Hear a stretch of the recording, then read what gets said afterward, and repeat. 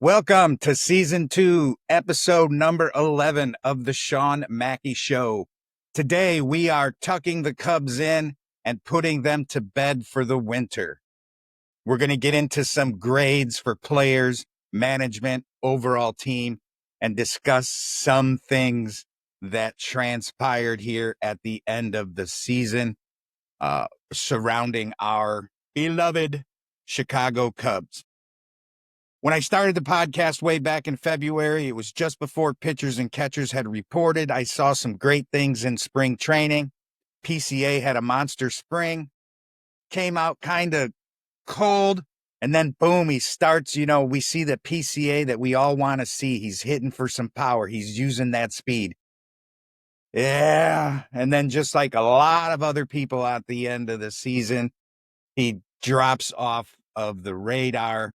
Had a couple of nice RBIs in a game against the Brewers, helped beat the Brewers in that game 3, I believe it was. Key moment for him. But again, nothing there in the clutch. I didn't want to set myself up for heartache, so to speak. I didn't get really excited for the Cubs season until like late May. And we saw the Cubs, and they were at one point leading the division, had the best record in baseball after dropping the first two to the Dodgers out there in the international series. I thought it was going to be rough, but they were showing us some things. They had that divisional lead up until through parts of most of June. They lost that lead just before the All-Star break. I want to say, if I remember correctly. And I know in one of my other episodes, I traced that back to Kyle Tucker.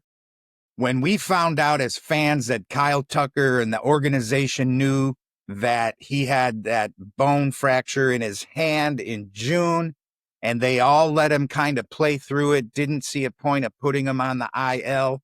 And then we started seeing that little drop, that little dip. And then all of a sudden the Brewers, man, they just go on at some point like an 11 or 12 game winning streak, and they overtake the Cubs in the division.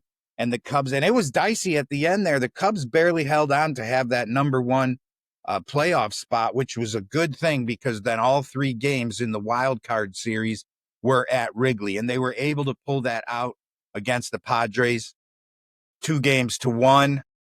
Could have probably, swept them out in 2 games had Craig Counsell not made some stupid decisions in that game.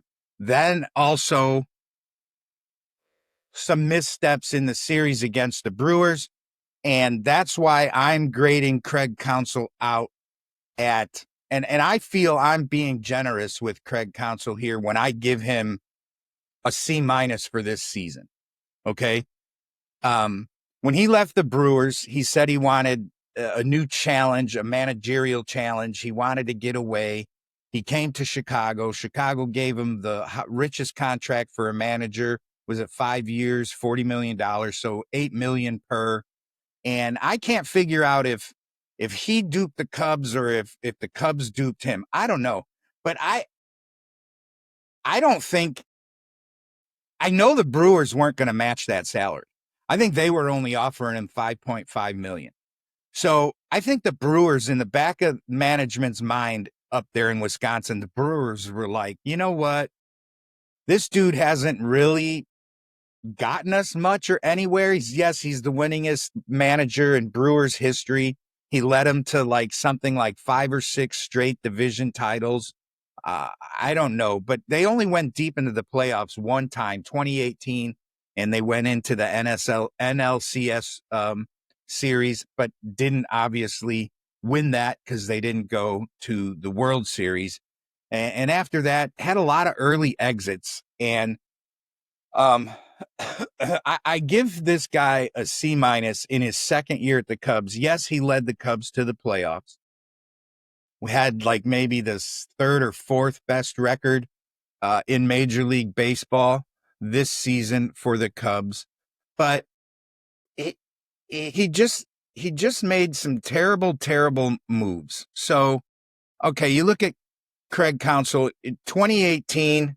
The Brewers are first in the National League Central. They lose to the Dodgers in the NLCS. All right. 2019, second in the National League Central.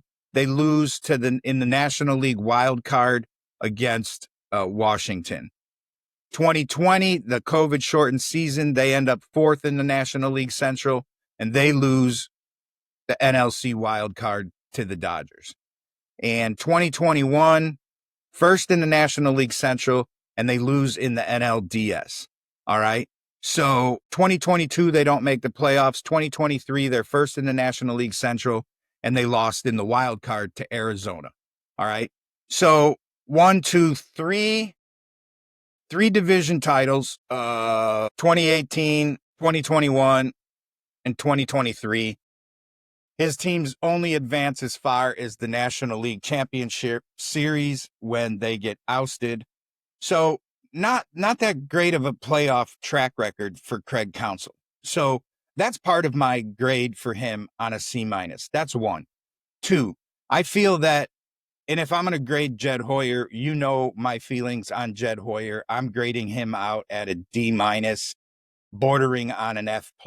Can you even have an F+? I used to teach 20 years. No, you can't have an F+. An F is an F. But I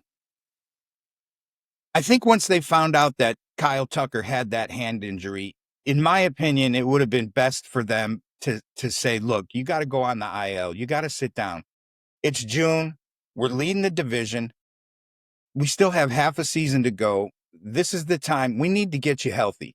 All right. If the Cubs' sole reason for picking up Tucker was to just make the playoffs, not really fight for that World Series title, then you should have sat that guy down. You should have got him healthy. He wasn't hitting with that hand. He started to tank really bad in June and July. And then on top of it, later in the season, he battles a calf injury. And I don't say there's no way this guy, and if he does get a $400 million contract, then some team out there is going to be absolutely sorry that they signed him. It'll be like Chris Bryant all over again. Chris Bryant signed a huge contract, like $182 million with Colorado or something like that. And I don't think he's played a full season since going over to Colorado. That dude's tailed off tremendously since leaving the Cubs. And, at least at least the Cubs had him when they did. And he helps bring them the first World Series title in 108 years. But I give Craig Counsell that C-, and I feel like that's being generous. He mishandled the playoffs. Now, I think the Cubs won as much as they did in the playoffs. They take over the Padres and win the wild card series. And then they forced Game 5 against the Brewers to take that to go to that winner take all game. And so they won 4 out of 8 games in the playoffs. And I think they did that in spite of Jed Hoyer and Craig Counsell. I think the team had a lot of heart. I'm very excited to see what transpires next season. But as far as the playoffs go, look, in Game 2 against the Padres, you start who the hell started that game? And you had an opener. Craig Counsell likes to use those openers. You had an opener hoping beyond hope that he'd get out of that first inning with no runs on the board, because supposedly that's the inning that Shota Imanaga struggles the most.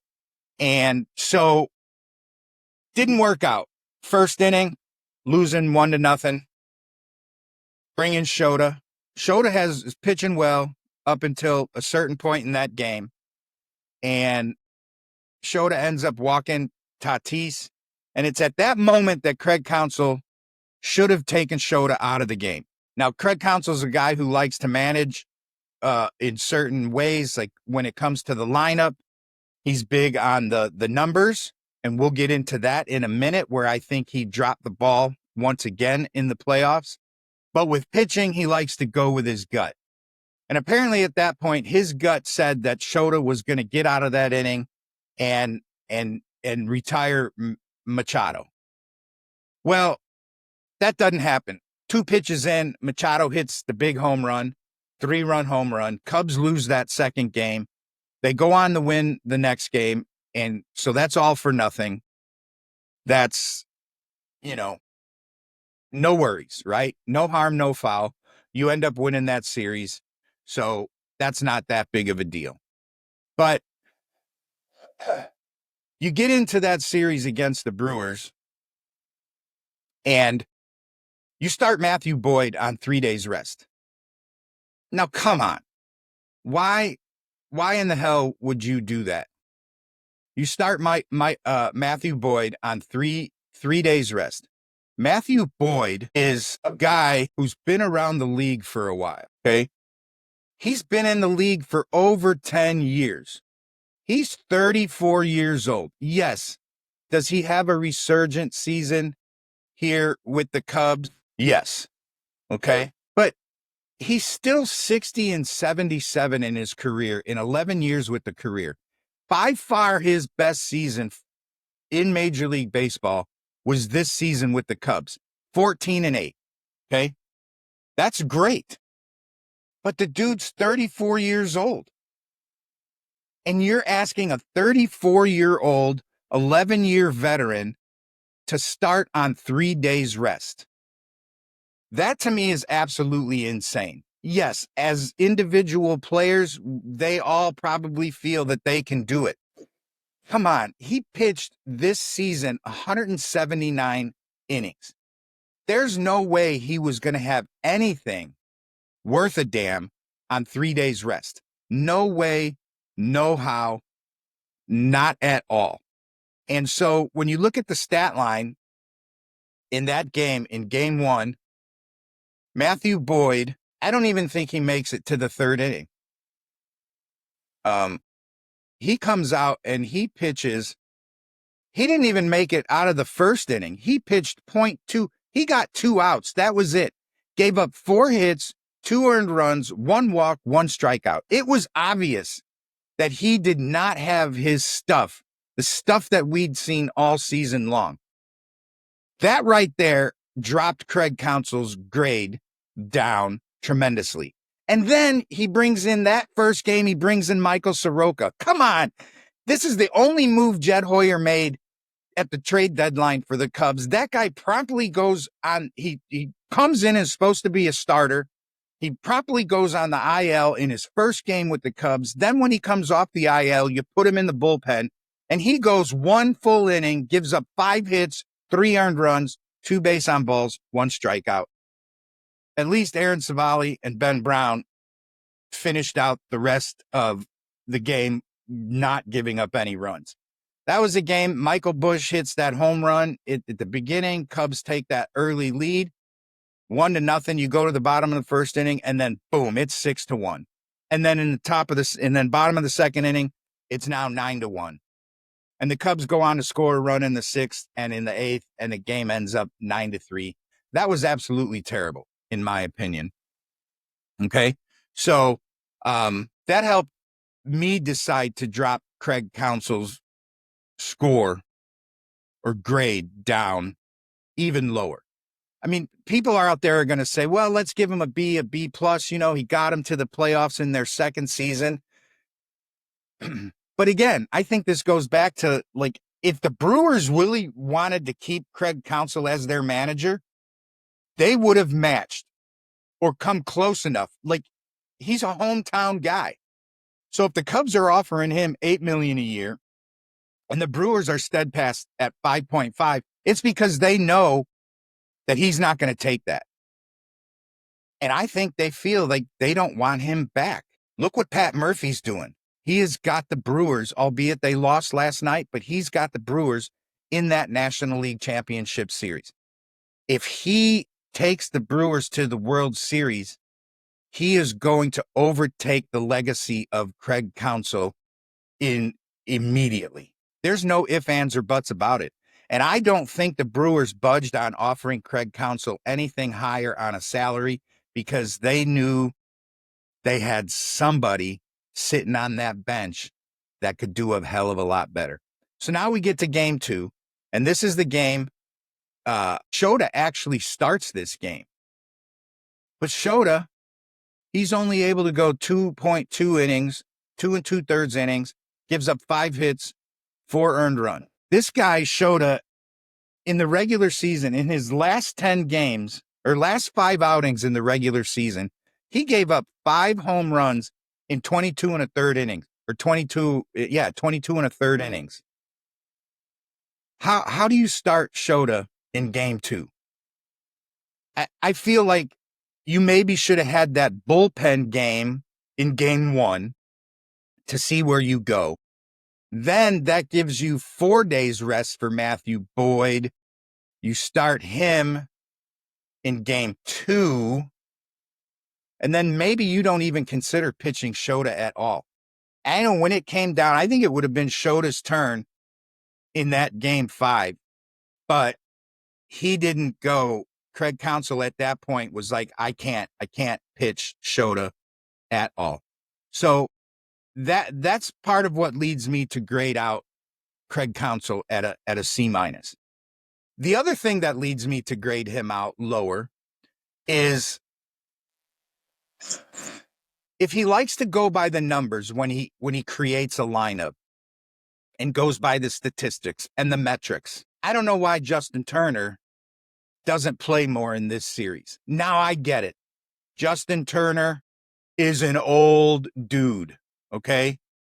Justin Turner at this point is in the league since 2014, so he's been in the league for 11 years, but he's one of those guys that got a late start, okay? He was born in 1984. So in 2024, he's 40 years old, okay? And I get that, and I understand that.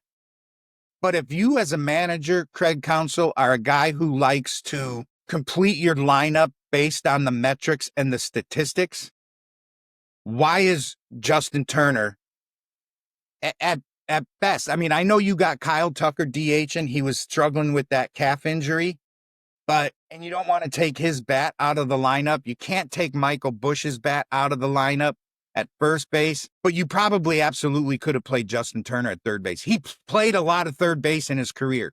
And when I say, and I know he's an old dude, so don't come at me for that, but here's the thing.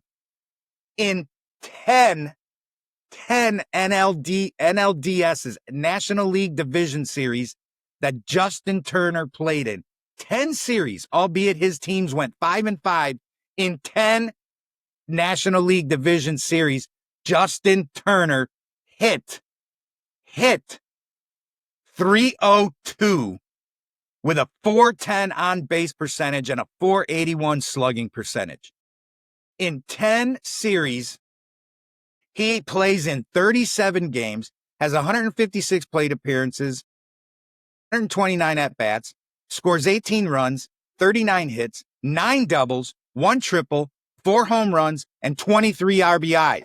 And in the one game that Justin Turner played for the Cubs in this postseason, he was 1 for 2 with a 500 batting average. Matt Shaw at third base in 8 games has 17 at-bats with 2 hits, 1 RBI, took 5 walks, struck out 7 times, and ended the postseason with a 118 batting average. I'm going to give you some time to let that sink in. All right. So that's my C- grade for Craig Counsell. Now, for the rest of the mainstay players in here, I'm giving Michael Busch an A. I'm going to give him an A+. All right. In the postseason alone, he hit 4 home runs. He led off, I think, 4 games with a home run. He had 27 at-bats. He had 8 hits, 4 home runs, 4 RBIs, albeit he was leading off. So that's a guy next year you need to drop him down. He needs to be your 4 or 5 hitter, right? Because if guys are on base and he hits those home runs, he has more RBIs. So he's 4 home runs, 4 RBIs, takes 3 walks, struck out only 4 times. He hit 296 in the playoffs. He had a great season. Michael Busch did. I'm going to give him an A- or an A+. I'm sorry. I believe that's what I said earlier. Seiya Suzuki, he had a great season. I think 103 RBIs in the regular season. He had 32 home runs, only 5 stolen bases. He's not a running guy. He hit for 245. That's by far like the league average. So you could say he's an average player, but I think, he gets an A minus right in there from me for Seiya. We know they were going to use him as a DH most of the season once they picked up Kyle Tucker. Well, when Kyle Tucker couldn't play because he was on the IL for a little bit of a stint and missed some games, Seiya Suzuki, and then in the postseason, Seiya played right field. He does have, some issues out there with the glove in right field. So I would say low A minus, high B plus for Seiya Suzuki. All right. Ian Happ. I don't like Ian Happ. I don't know what it is about Ian Happ. I know a lot of fans don't like Ian Happ either. This dude goes into way too many slumps. He doesn't hit in the clutch. Now, yes, in the postseason, you could say he hit in the clutch.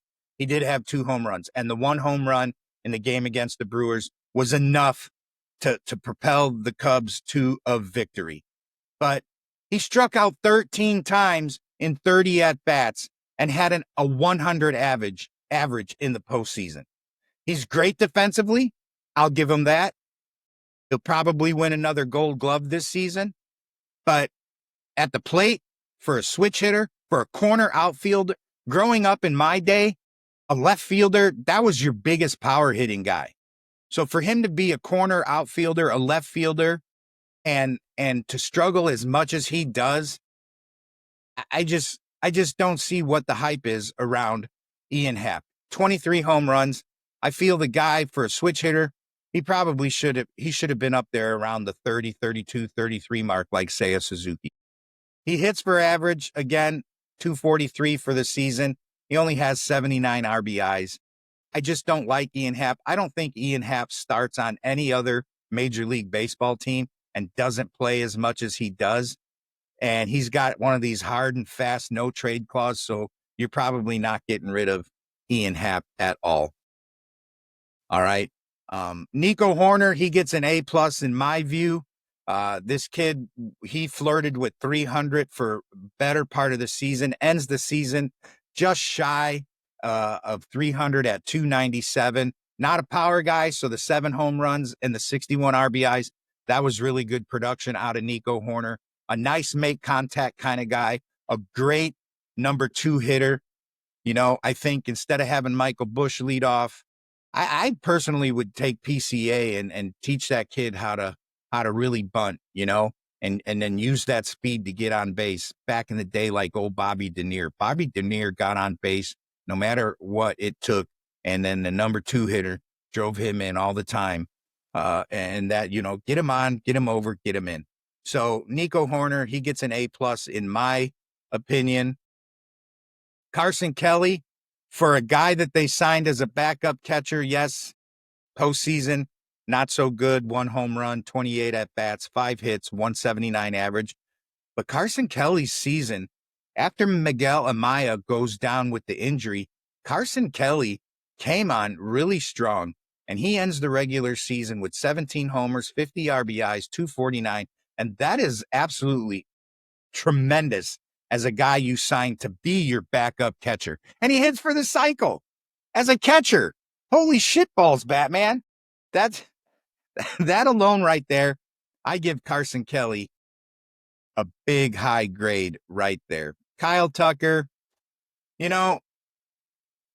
save for the injuries, he still ended up with a 266 batting average, 22 home runs, only 73 RBIs.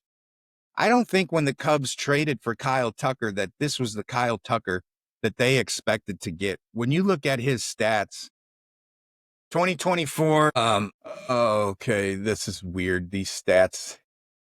He didn't have that. He tailed off last year in 2024 in Houston, but he's not the guy. I don't think he's the guy that they expected him or thought they were getting when they signed Kyle Tucker. I still got to give him, when he was hot and when he was doing really well in the first half of the season, Kyle Tucker absolutely was a pretty good ball player, but it's those injuries that got him a lower grade in my mind for this season.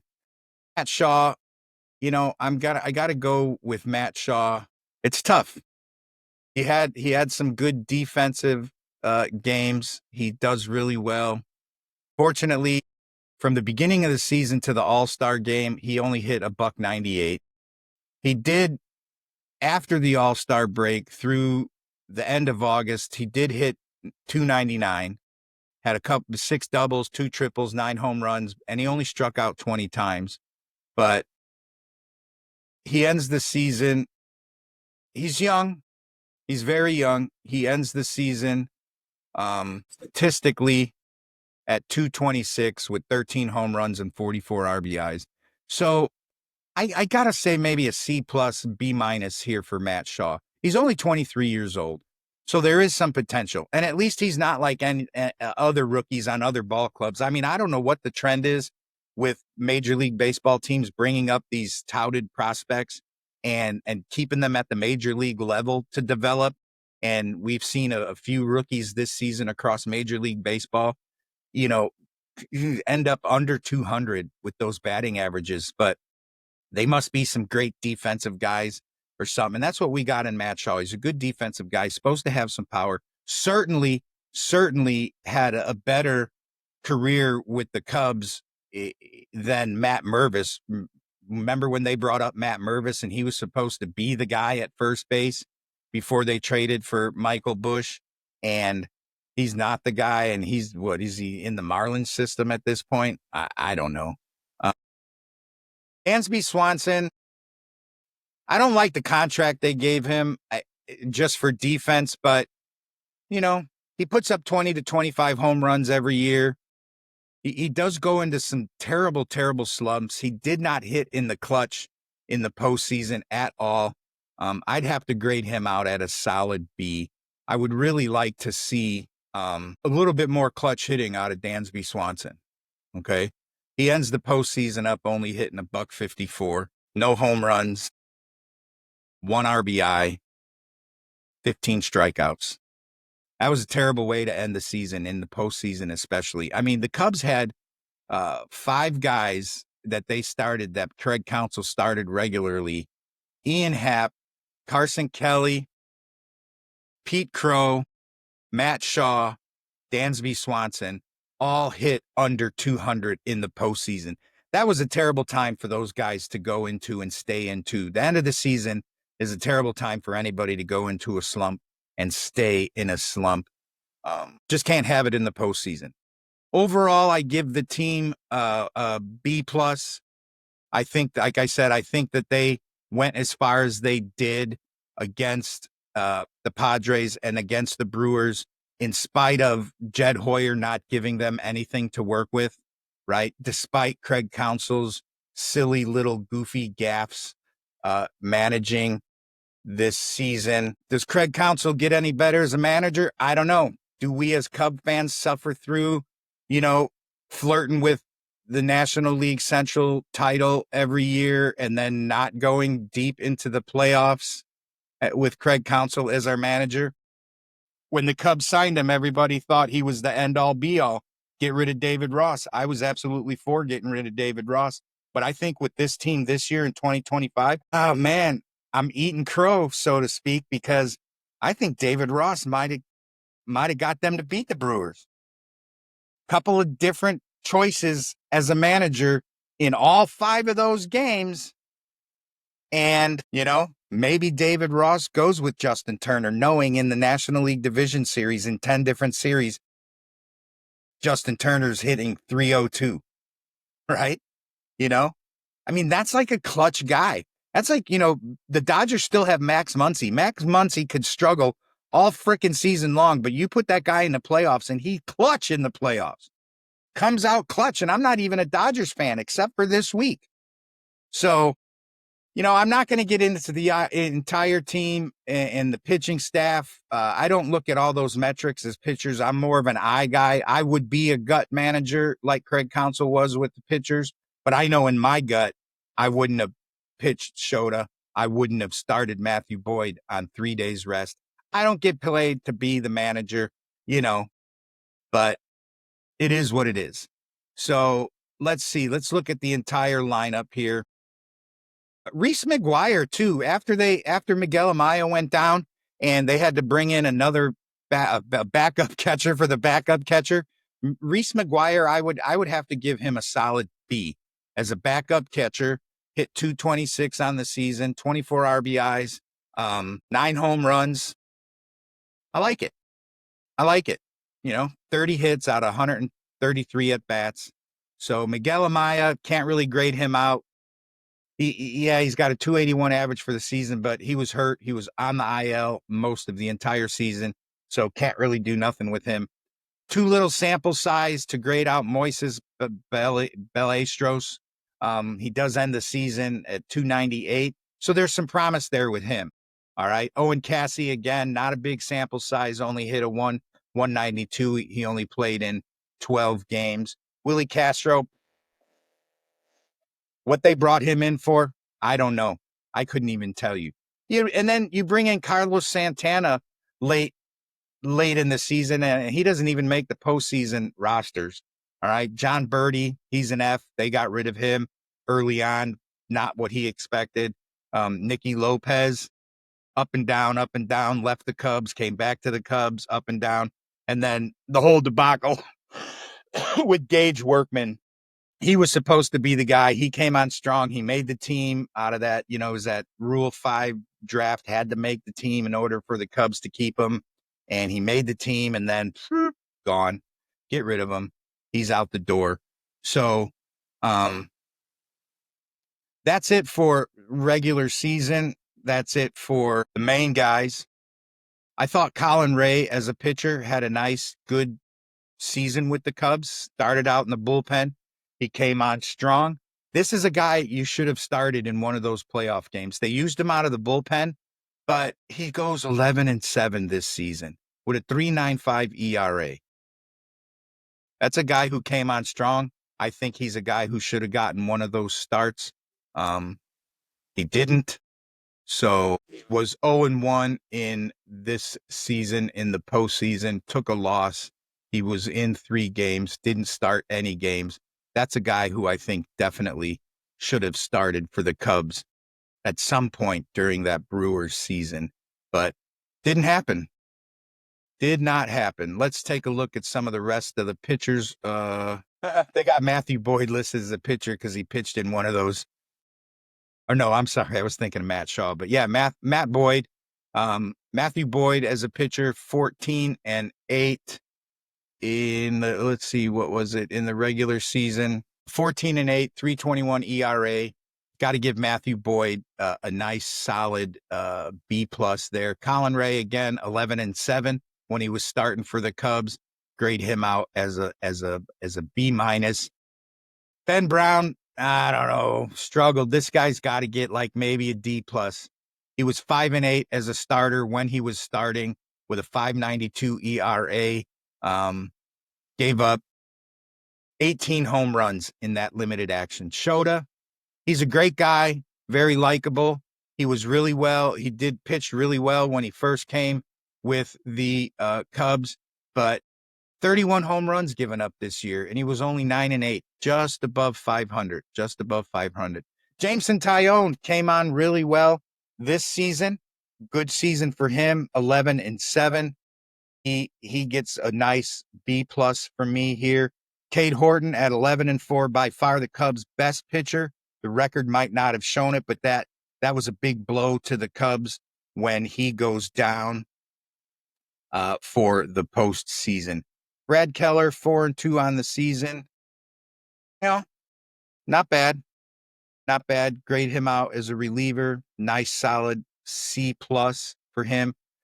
Daniel Palencia, I don't know. They started this guy out as a closer. Then he gets hurt in a game that he just blew the lid off of that game and sucked. He ends up 1-6 in a relief role. Had some really nice stints in the postseason.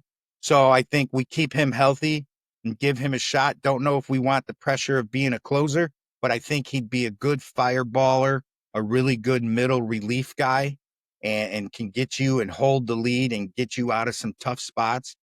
Drew Pomeranz had some really good numbers this season. 2.17 ERA in 57 games. He saved 4 games. No, he started 4 games and he did have 1 save. I mean, Daniel Palencia did get the 22 saves, so we'll have to see. Maybe 1 more year of maturity for Daniel Palencia, and we'll see where that goes with him. Caleb Thielbar, he had a decent season. A lot of people around Major League Baseball were pretty high on the guy. I don't know. It seemed like every time he came in when I was watching him, you know, I don't know. Jury's still out. I have to say on him, maybe a nice B minus. I don't even want to go there with Ryan Presley, Javier Assad. A lot of guys here that just were terrible for the Cubs, no longer with the team. They're just listed in the stats. And Nate Pearson, good to see him gone. He was absolutely terrible. So that's it. That's the Sean Mackey Show, putting the Chicago Cubs to bed. From here on out, we are focusing on football. Season 12, a little teaser. That's going to be posted within 2 days of this episode so we can recap the Bears versus the Commanders that happened last night on Monday Night Football. And then before Saturday, I want to talk about this joke of the AP top 25 in the NCAA. All right. I've mentioned this before. I mentioned to you that I don't understand half the time how they rate these teams. And I'm going to give you my thoughts on that in the next episode, episode 12. So that's it, folks. I'm out the door. Peace. We'll see you when we see you next time. Later.